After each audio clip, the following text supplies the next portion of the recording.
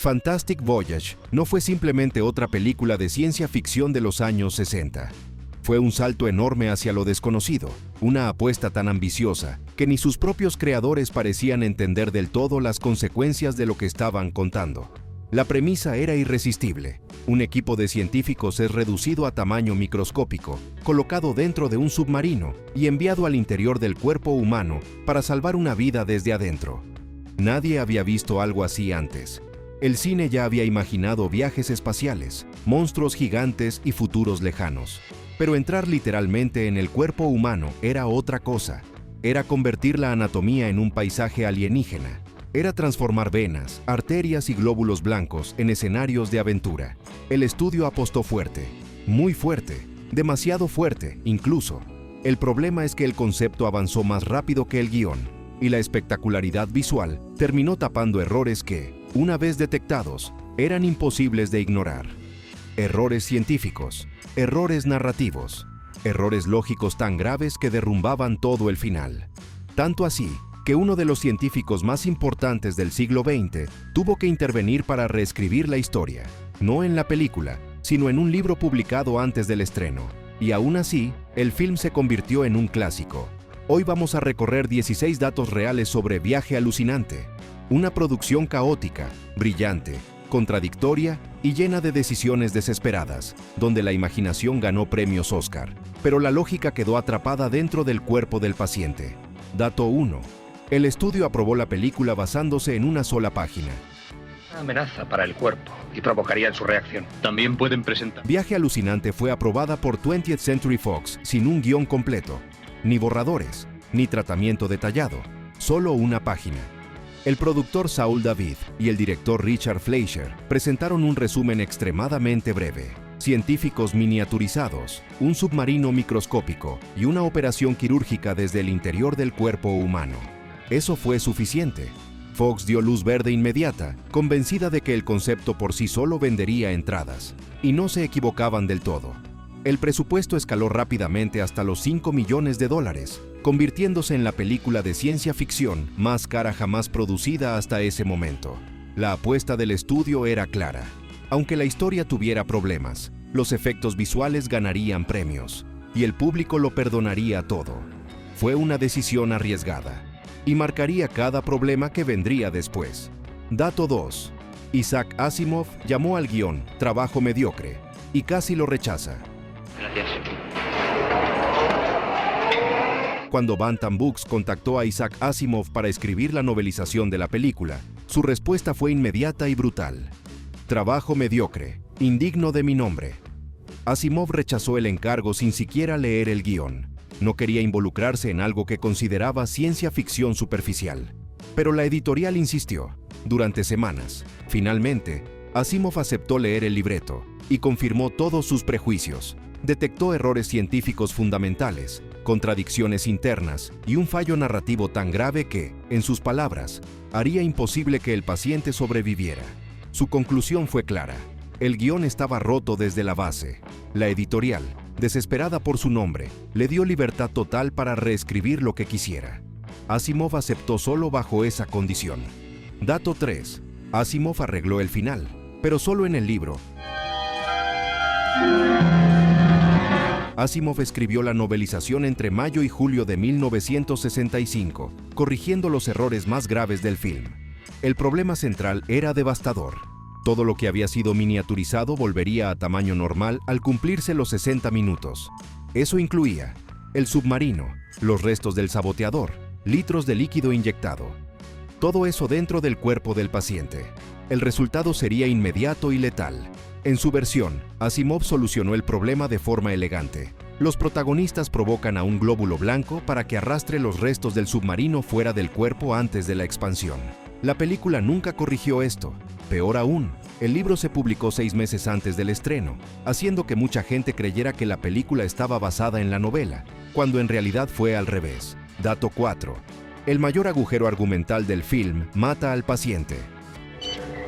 Inyecte. En la versión cinematográfica, el submarino Proteus queda dentro del cuerpo humano. Cuando el tiempo se agota, todo debería expandirse simultáneamente. Eso significa que, en el universo de la película, El paciente muere después del final feliz. No es una interpretación, no es una teoría, es física básica dentro de las reglas que la propia película establece.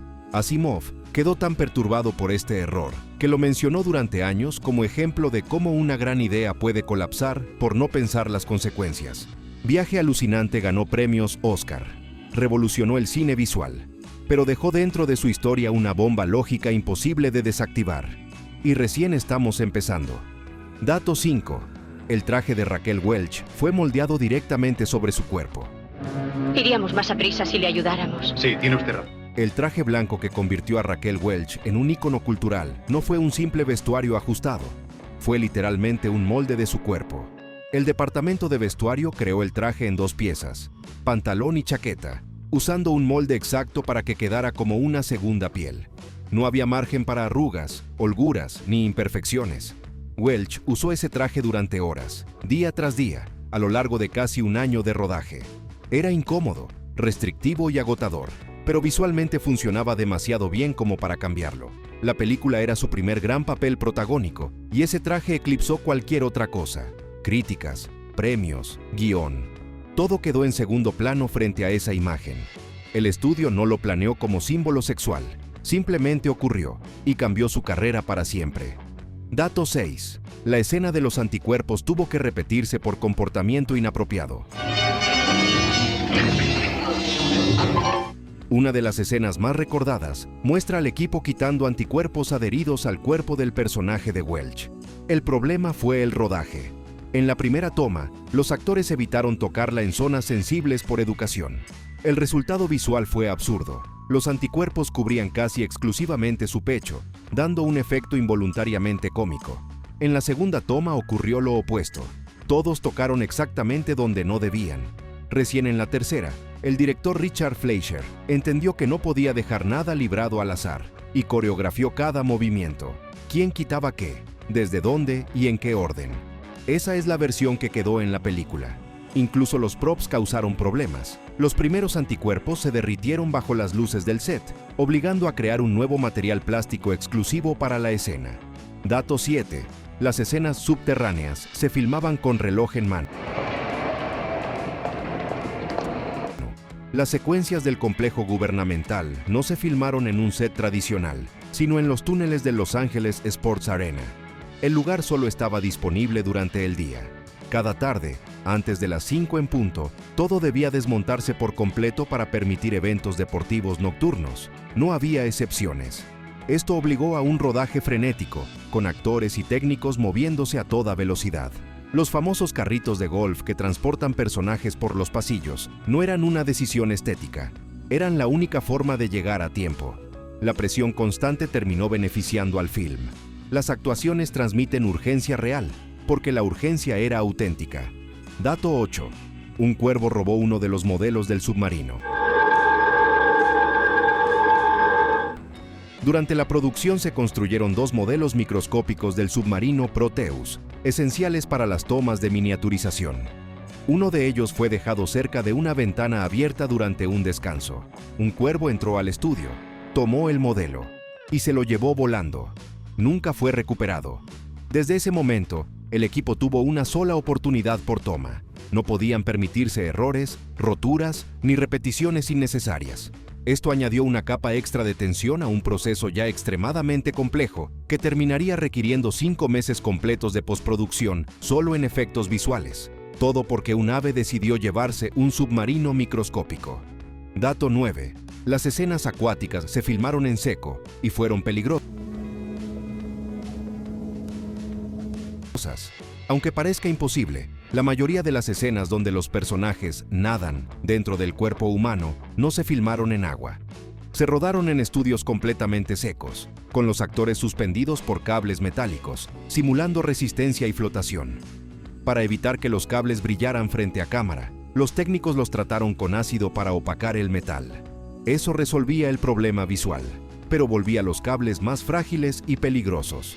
Los actores colgaban a varios metros del suelo, sostenidos por alambres debilitados químicamente. Un error podía provocar una caída real. Además, las escenas se filmaban a mayor velocidad, y luego se ralentizaban en edición, creando la sensación de moverse dentro de un fluido espeso como la sangre. El resultado fue convincente, el riesgo totalmente real. Dato 10. El director tenía formación médica y evitó errores aún peores. El director Richard Fleischer no era un improvisado en temas científicos. Antes de dedicarse al cine, había estudiado premedicina, lo que le dio una base sólida de anatomía humana. Esa formación fue clave para visualizar cómo se vería un viaje microscópico por arterias, pulmones y tejido cerebral. También le permitió discutir con asesores médicos y detectar errores graves antes de filmarlos. El equipo contó con el asesor técnico Fred Sender, quien había trabajado en 20.000 Leagues Under the Sea, y con Harper Goff, diseñador del Nautilus, para crear el submarino Proteus. Aún así, muchos fallos conceptuales sobrevivieron al montaje final. Sin el conocimiento de Fleischer, según varios técnicos, habrían sido muchos más. Dato 11. El rodaje fue corto, pero los efectos consumieron medio año. El rodaje principal duró 17 semanas, algo relativamente estándar para la época. Pero ahí no terminó el trabajo. Luego comenzaron 5 meses completos de postproducción, dedicados casi exclusivamente a efectos visuales, maquetas, matte paintings y trucos ópticos. El presupuesto de efectos rondó los $200.000, una cifra enorme dentro del total de 5 millones. Los sets internos, arterias, corazón, cerebro, combinaban perspectivas forzadas, iluminación extrema y escenografía abstracta para simular entornos biológicos. El esfuerzo fue reconocido.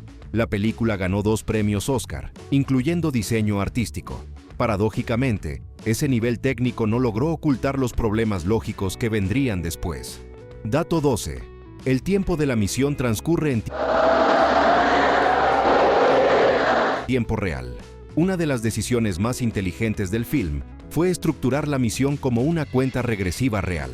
Desde el momento en que el equipo se miniaturiza e ingresa al cuerpo del paciente, pasan exactamente 60 minutos de tiempo de pantalla antes del escape.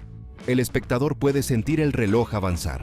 Cada obstáculo, cada discusión, cada retraso tiene peso real. Ese límite no era solo dramático, formaba parte del subtexto de Guerra Fría, mostrando que la tecnología estadounidense era inferior a la soviética. Este recurso convirtió a Fantastic Voyage en uno de los primeros thrillers cinematográficos basados en tiempo real, mucho antes de que eso se volviera una moda. La tensión funciona, la lógica, no tanto. Dato 13. La película fue pensada como una comedia Vivo en un ataque aéreo en Inglaterra. de espías. Aunque hoy se la recuerda como ciencia ficción seria, Fantastic Voyage no nació así. Durante el desarrollo temprano, el proyecto estuvo conectado al universo de las películas de Derek Flint, una parodia de James Bond protagonizada por James Coburn. Algunas versiones iniciales del guión identificaban directamente al personaje de Charles Grant como Flint. Sus bromas cínicas, su escepticismo y su actitud despreocupada sobrevivieron parcialmente en el guión final. Cuando Fox decidió apostar por ciencia ficción prestigiosa, el tono cómico fue eliminado, pero los restos quedaron. Por eso Grant parece, por momentos, pertenecer a otra película. No es un error de actuación, es un fósil narrativo. Dato 14. No hay música durante Finale, habrá suficiente presión para que el oxígeno llegue al interior. gran parte del film. El compositor Leonard Rosenman tomó una decisión radical. Durante los primeros 4 rollos, casi 40 minutos, no hay música tradicional. Solo sonido ambiente, diálogos y efectos. La partitura comienza recién cuando el submarino entra en el torrente sanguíneo. La idea era clara. Hasta ese momento, todo debía sentirse clínico, frío, casi documental. Cuando la música aparece, no es melódica ni heroica. Es electrónica, disonante, inquietante. El efecto funciona. La inmersión se vuelve sensorial, pero también hace que los errores de lógica se sientan más reales y menos perdonables. Dato 15. La crítica académica la destrozó. Pese a ganar premios Oscar, Fantastic Voyage fue duramente criticada por sectores intelectuales. La Harvard Lampoon la incluyó entre las peores películas de 1966, ridiculizando sus inconsistencias científicas. Incluso críticos favorables admitieron que el concepto era brillante, pero el guión no resistía a análisis. El problema no era el viaje microscópico, era lo que quedaba atrás. El submarino, el cadáver del sabotador, los líquidos inyectados, nada de eso desaparecía. Y todo eso, al expandirse, mataría al paciente. Dato 16. Asimov escribió una secuela para arreglarlo todo. Años después, Isaac Asimov seguía molesto, tanto que en 1987 publicó Fantastic Voyage 2, Destination Brain. No es una secuela real, es una reconstrucción total del concepto, con ciencia más rigurosa y sin trampas narrativas. Asimov quería demostrar que la idea podía funcionar, si se escribía bien desde el inicio. El libro es más lógico, más consistente, pero menos emocionante. La paradoja quedó sellada. La película funciona emocionalmente, el libro funciona intelectualmente. Nunca ambas cosas al mismo tiempo. El viaje que no podía terminar bien. Viaje Alucinante fue una hazaña técnica, un espectáculo visual adelantado a su tiempo. Pero también fue una película que se saboteó a sí misma, dejó un submarino dentro de un cuerpo humano, permitió un final que matemáticamente garantizaba la muerte del paciente, y confió en que nadie haría la cuenta. Ganó Oscars. Fue un éxito cultural, y aún así, necesitó que un escritor externo arreglara su mayor error, en un libro. Eso no la convierte en un fracaso, la convierte en una advertencia, porque incluso las ideas más brillantes, si no se piensan hasta el final, pueden terminar explotando desde adentro.